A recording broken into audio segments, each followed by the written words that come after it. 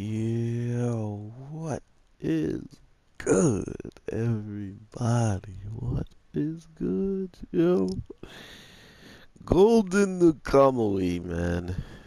They are going in on this show in the best ways and kind of taking it a lot slower, I feel like, with this season. They seemingly can just build up plot quite a bit easier with having so many characters already being completely, like flushed out for as much as we need the story to flush them out. So to know that we're going to get that aspect of, what are all of these crazy powerful people, planning on doing when, the heck, when, people are straight up fighting for their lives and fighting for this money, what is going to be the overall, like end game uh, for this group of people? Because not only are they seemingly like evil, they're quote unquote evil.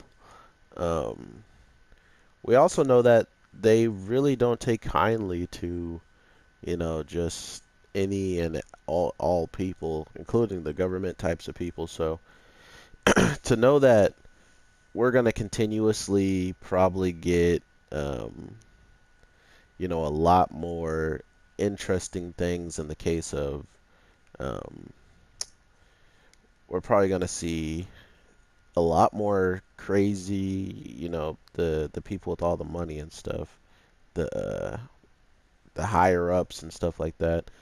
But more the more things that are tripping me out though about this whole show is how much power they seemingly give to these characters. 'Cause I mean, whenever one of them shows up and does something, it literally leaves like a pretty big impact, on certain cases.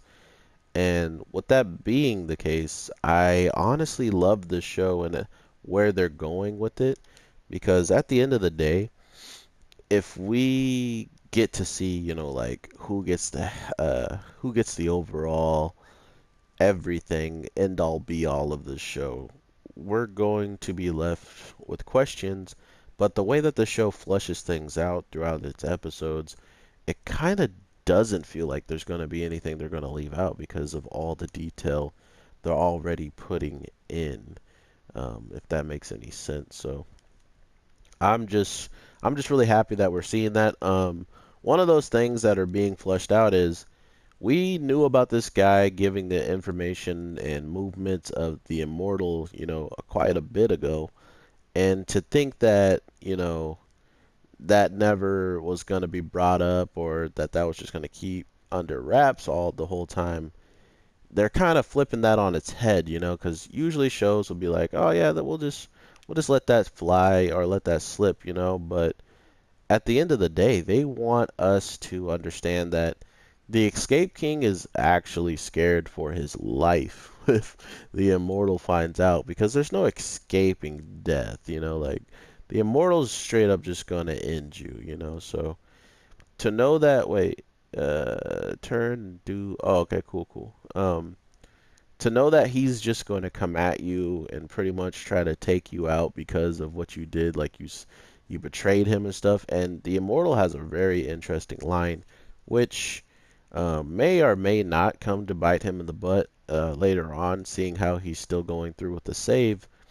But he might not be going through with actually, keeping him around after saving him. So I I'm in the I'm in the minority of thinking if everything goes according to plan, we're definitely going to see the Immortal and probably the girl just take their leave, and do their own thing after this whole everything's said and done. If there is time for that, Um, but if there's not, we'll probably get just a crap ton more of, where this journey ends up, and maybe the Immortal losing his life, because I mean he's been immortal all this time, and Sometimes your luck does catch up to you after a certain amount of time. So I'm not sure if that's another way that they're trying to go about this show, but really it's focusing so heavily on the gold and so heavily on these new characters that are, pretty much trying to make their name known, or the old man is trying to start a new country. All of these different things are in the way of each other's goals that they're working with. And even the guy who my favorite huntsman girl calls Dick Senpai, even he never really had the idea slash plan to fully just stay with the old man after it was all said and done. So that is also in the air. Uh, and I think that it's a smart way to play it because not only does it put us in a position to be like, oh, well, they don't really trust each other. They don't really, do they really want this? And then it's easy to be like, well, maybe they do because they've been working together all this time, but having people on your team that don't necessarily share the same goals as you um, can truly come back and bite you. And that's the kind of narrative I'm looking at with this story. That's what it feels like. It feels like at any given time, someone who doesn't believe in a certain one of the goals can, mess up all of this for everybody else. So if that is the case, I can't wait to see if that happens. But with the Escape King being in the seventh platoon's hands, this man is in a very, very dangerous spot. So I don't know if he's going to be able to get out of this like unscathed or whatever. But whatever does happen is going to be completely nutty because we already know, um, we already know just how crazy powerful these couple of groups are. But could you do me a favor and go away? Come on out of here. Please go away and bother someone. I'm going in. But yeah, with knowing that anyone else can, also be introduced at any time in this story, it's pretty safe to say that we honestly just don't know when someone might pop up. We don't know when someone might feel the need or the urge to be like, well, I'm here for the gold too, and I'm just gonna take it from you guys.